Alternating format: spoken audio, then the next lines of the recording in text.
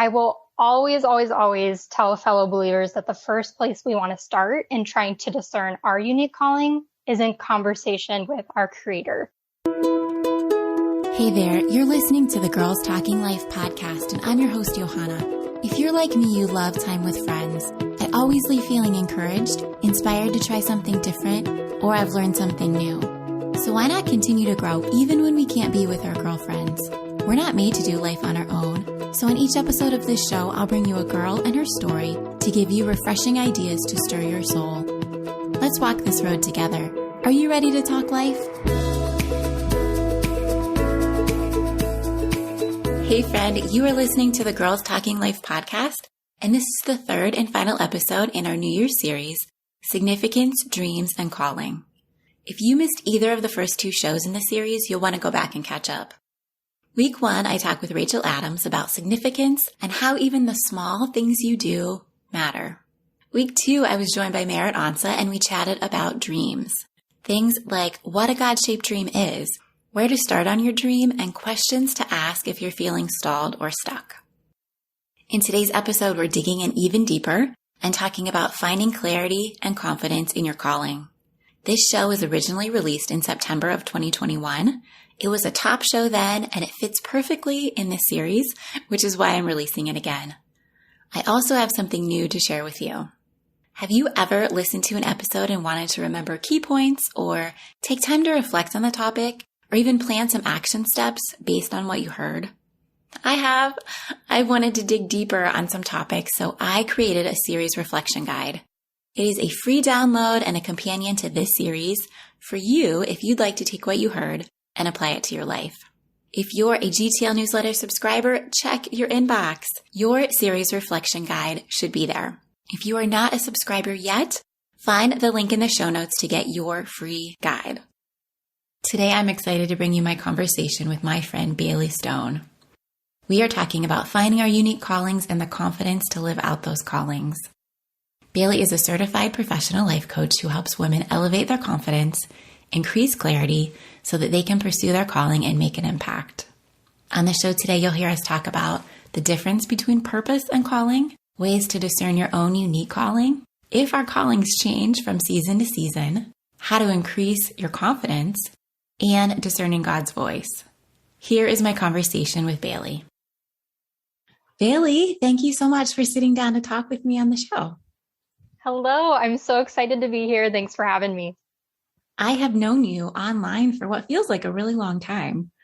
I know that we've commented and chatted back and forth a little bit, but it is so nice to see you face to face. Agreed. I know it's been a couple years and just excited that we're finally putting this together. Tell me what it is that you do and just a little bit about yourself. Yes, so I am Bailey Stone. I am a certified professional life coach, and I love helping women find clarity and confidence in their God-given calling. Coaching was something I kind of stumbled across in college and have just been really obsessed with it. And ever since, and yeah, it's truly just my passion, my calling, and something I love doing. And where are you in the world? Who are your people? So I'm from Montana. I'm from the biggest city in Montana, which is still pretty small. There's only about 1 million people in my state, but wow. Yes, from Montana. Love it here. It's a great pace of life. I don't think that I have had anyone from Montana on the show yet. So yes, I'll be your first. Nice. All right. Well, I feel like people get confused when you're talking about purpose versus calling.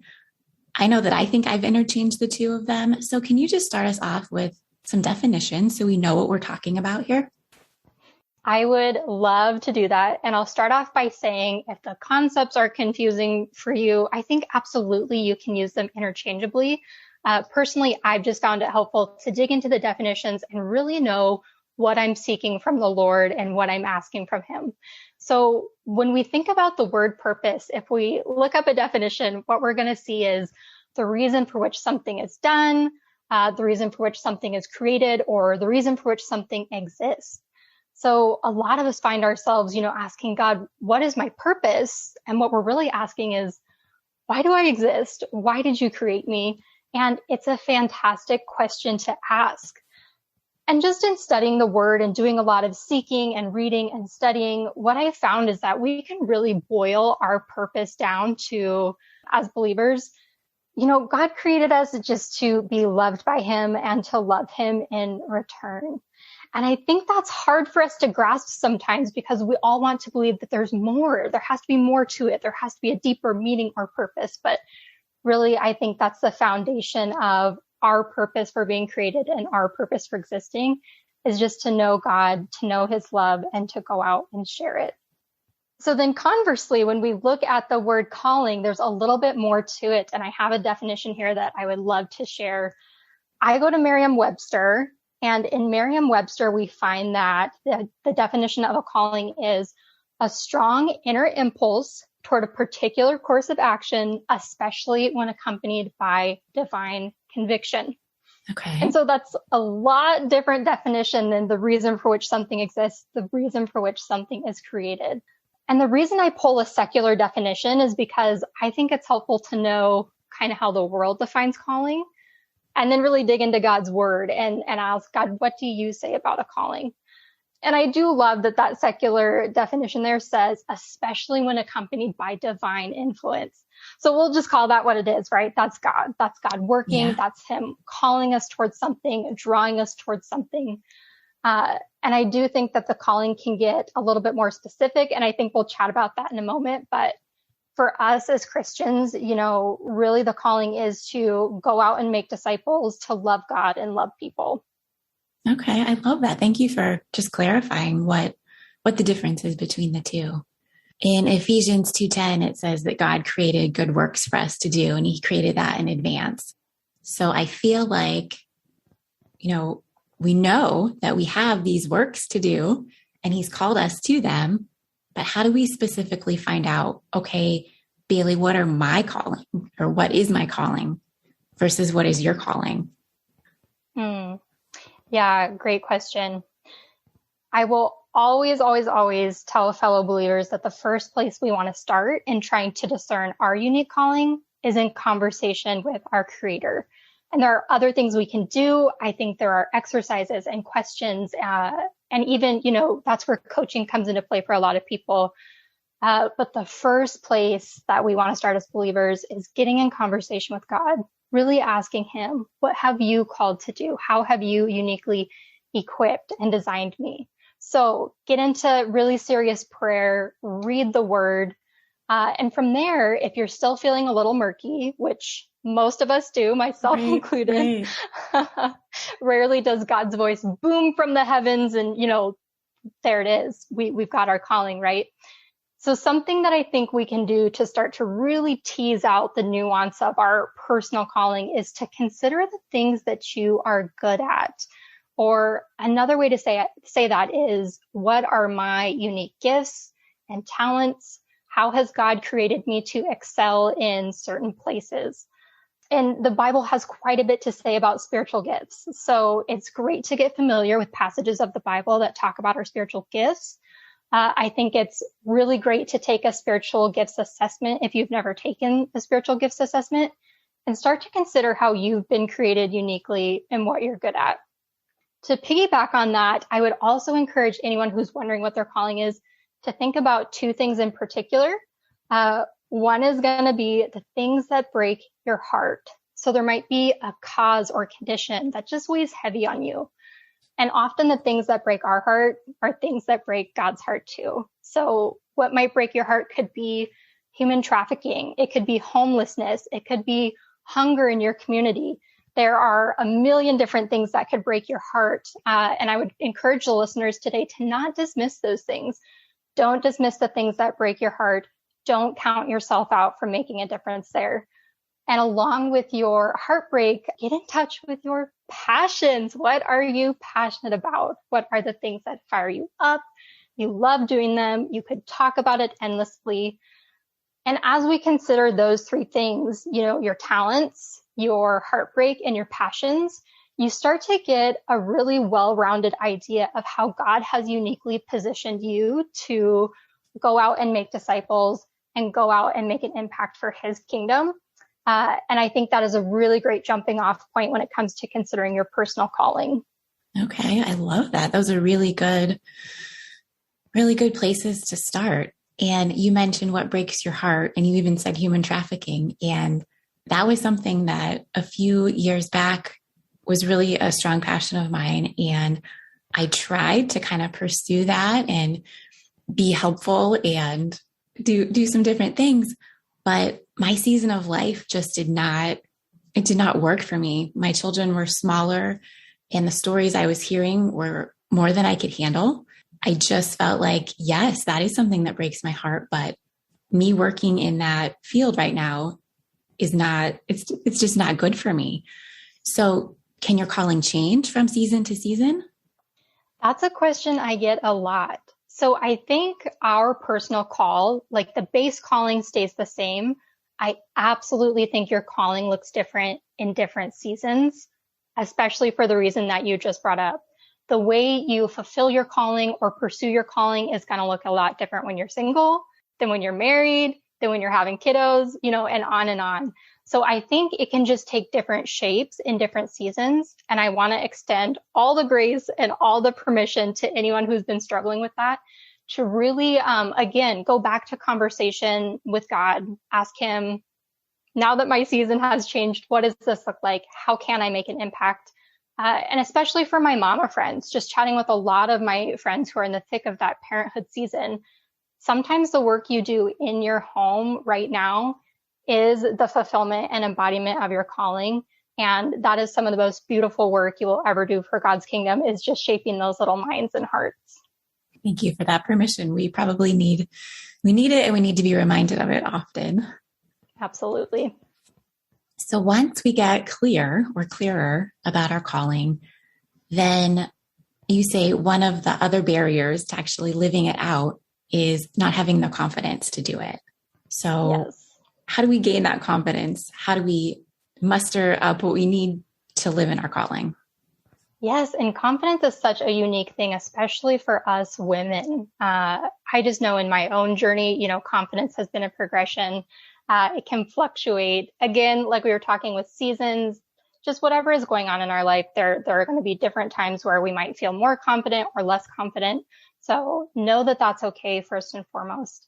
Second of all, I think it's really important to root our confidence in Christ. We have everything we are ever going to need through him. And he took all of our shame. He took all of our sin, and he bore that on the cross for us. So we don't need to be held back by that. We don't need to be held back by insecurity or past transgressions, or anything that the enemy tempts us to think are disqualifiers from doing what we've been called to do. So really get tight with Jesus, really use him as your foundation and anchor in your confidence. I think with that, there are a couple other practical things we can do. And when I'm coaching with somebody or teaching on the topic of confidence, one of the first things I'm always going to bring up is to take a courageous step. So courage, we can think of the definition of courage of being scared and doing it anyway. Whereas confidence is, we're proficient, we've got this. We're pretty secure when we reach confidence.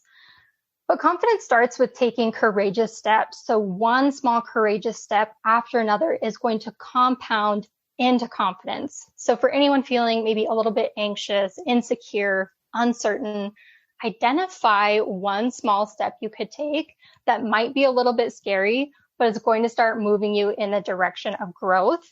And you are going to start seeing a whole lot of confidence blossoming out of those small steps. It's just practice, right? You do it a few times Totally. And then you feel a little better about it. So you do it again. Right. And, there's this concept of imposter syndrome that I think all of us have heard about at least once or twice at this point.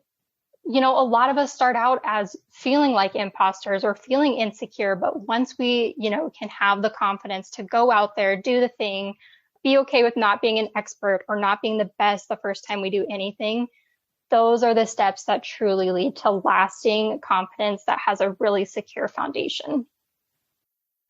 I am interrupting the conversation really quick to tell you about today's sponsor. Did you know the Easter season is almost here? Lent begins on February 22nd. I attended a wellness training for work recently, and the leader talked about how despair is on the rise. Despair means the absence of hope. The leader went on to talk about ways to grasp onto hope as if it were a thing, but I know that hope is found in the person of Jesus. If you are looking for a way to connect with that hope and to focus on Jesus as we approach the Easter season, consider reading Easter Matters, How the Resurrection of Jesus Changes You. Easter Matters is a devotional written by Anna Nash and Katie Shelton, where you'll explore the 21 chapters in the Gospel of John. They'll walk you through the way Jesus related to those around him, and you will see pictures of the way he relates to us and daily defines us. You might remember Anna Nash from episode 76, where she and I chatted about Christmas, or from the bonus episode, Girls Talking Easter, where Anna shares what readers can expect from this book. Catch either of those episodes and order your copy of Easter Matters. It's available all the places books are sold, and I have a direct link for you right in the show notes. Now back to my conversation. You have an article on your website and you list confidence myths. And I really like the one that says it requires effort. So like what we just talked about, you actually have to continue to do something. And then you don't have to have confidence in every single area, which I think is a huge one. Can you talk about that just a little bit? Yes, and I love that one because I don't know about you, but when I think about confidence, I think of the girl who just walks in the room, she's owning it, she's got a big personality, she might be talking loud. But even when we think about maybe that persona of a confident woman, there are areas in her life where she's not an expert, where she doesn't have it all figured out or all together.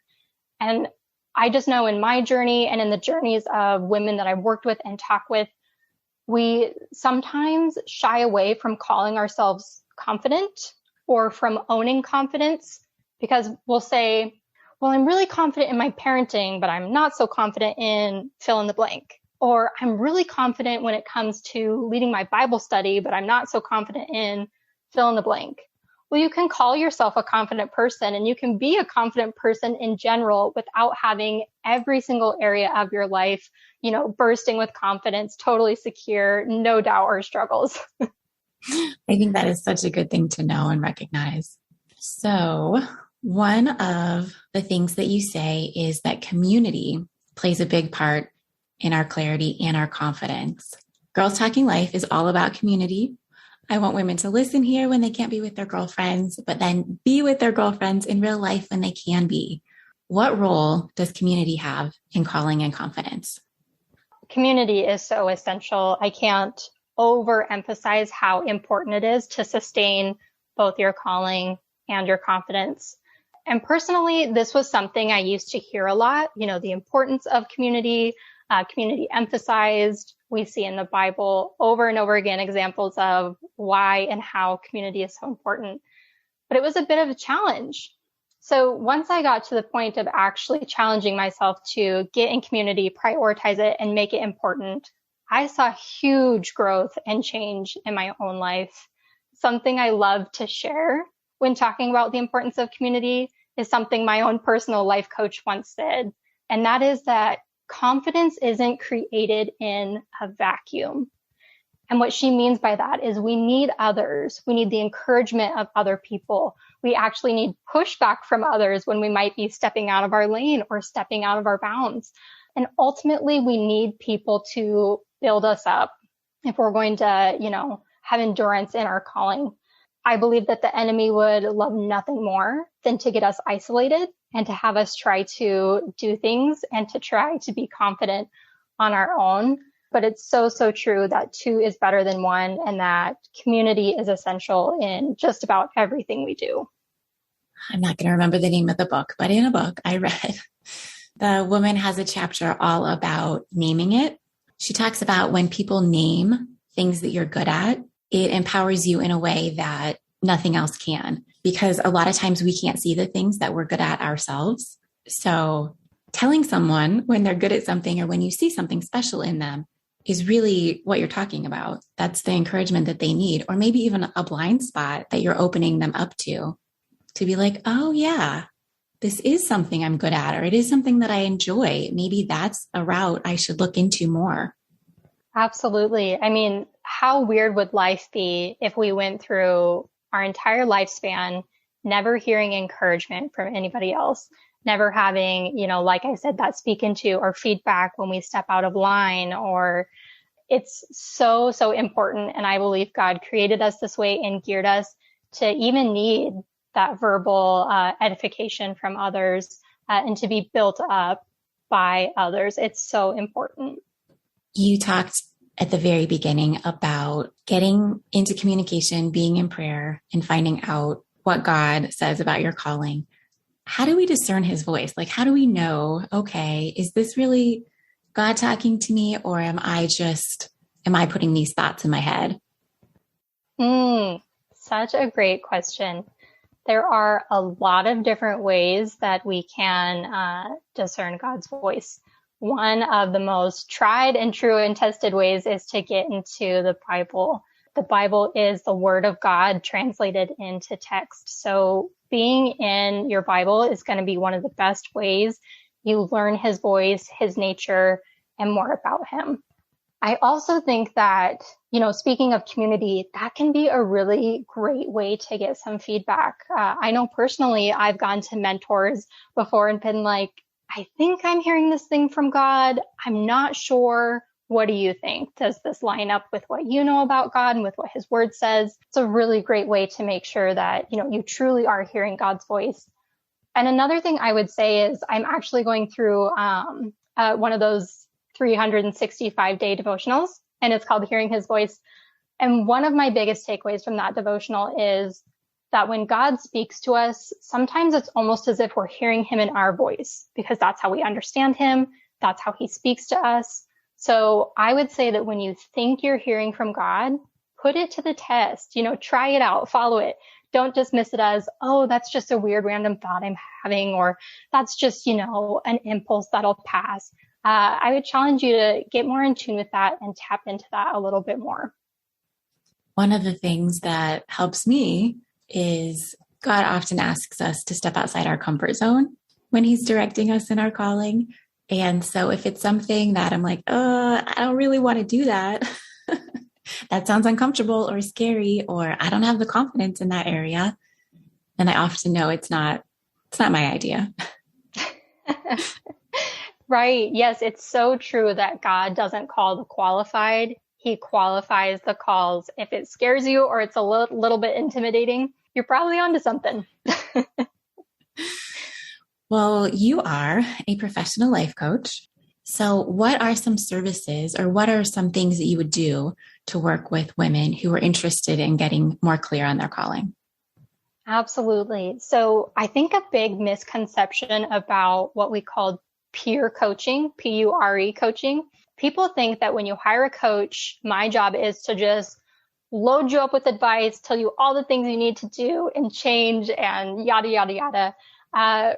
Really, my job as a coach is to listen to my client's story and help them identify where they want to go, what the barriers are that are standing in their way, and how we're really going to make it actionable. And coaching is very personal. Each and every one of my clients is different, but the results and the growth that happens is just, it's so amazing. It's something that fills me up and 100% glorifies God. So I would say there's not necessarily a prerequisite or a one-size-fits-all approach to coaching, but I just know the benefit that I've seen in my own life and the lives of my clients. This is not something that I asked you to prepare for, but do you have an example, either from your own life or from a client, that you could share? I'll share an example from someone that I coached with a couple months ago. One of the things I asked her is, when was the last time that you felt truly confident? And as coaches, we know it's a good question when they sit there and have to chew on it for a second. As coaches, we're also kind of looking for the aha moment in a session where the shift happens and the perspective and the mindset really change. And for that client, that was just her aha moment, her wow moment. When was the last time I felt truly confident? And what was it about that situation that made me feel confident? And from that one situation and that one question, we were able to identify some things that she might need in her current season in order to walk in confidence and embrace her confidence. I wish I had like a more profound example, but that is just the first thing that came to mind in thinking about the last time a client really needed some confidence work. Yeah, no, that's great. Thank you for sharing that. Of course, yeah. Is there anything else that we should know before we shift gears to something else? Anyone who's curious about coaching, confidence, clarity, any of it, I am always happy to answer your questions. And I think anybody else who you may have met who speaks on these topics or who coaches themselves, I love answering questions. And I know my colleagues would probably say the same. Never feel intimidated to reach out or to want to know more. Awesome. Well, now I'm going to ask for your favorite 5. So Bailey, I would love to know 5 things that you're wearing or drinking or reading or doing that are your favorites right now. Yes. So one of them I mentioned, and that's the Hearing His Voice devotional. Yeah. That is my favorite devotional right now. It's the way I start my morning, and that's by Chris Tygreen. You could start it at any time of the year, and it's just amazing. That's one of my favorite things right now. Along with that is, so I use this planner every single year, and it's called the Live with Purpose Planner. And it just helps me set goals, track them, and stay like on track, focused without being overbearing or, making me feel like shameful or guilty when I am off track. It's just been a really great resource. Not on the topic of, planners, devotionals, or any of that, but I've been loving Joanna Gaines's Hearth and Home Harvest Spice candle.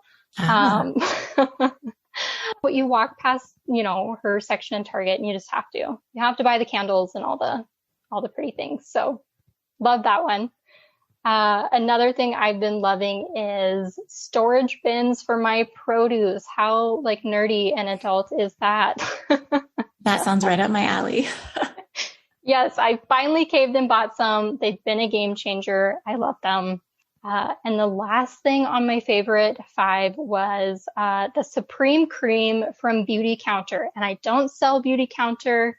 I just invested in it recently, and it's been amazing. I didn't realize how, underappreciated my poor skin was until I started using it. And is this a moisturizer? It is, yeah. It's like a nighttime moisturizer, and okay. It's amazing. All right. Very good to know. Thank you for sharing those with us. Absolutely. Thank you for coming on. I love this topic, and I think it's something that we all struggle with, maybe multiple times in our life. So having someone available that can talk us through, give us ideas, make a plan even to move forward. Because really, if you're a follower of Jesus, that's what you want to do. That's where your heart is, but you don't know which direction to go in necessarily. So thank you, Bailey, for giving us some direction. Absolutely. It's been so great to be on the show.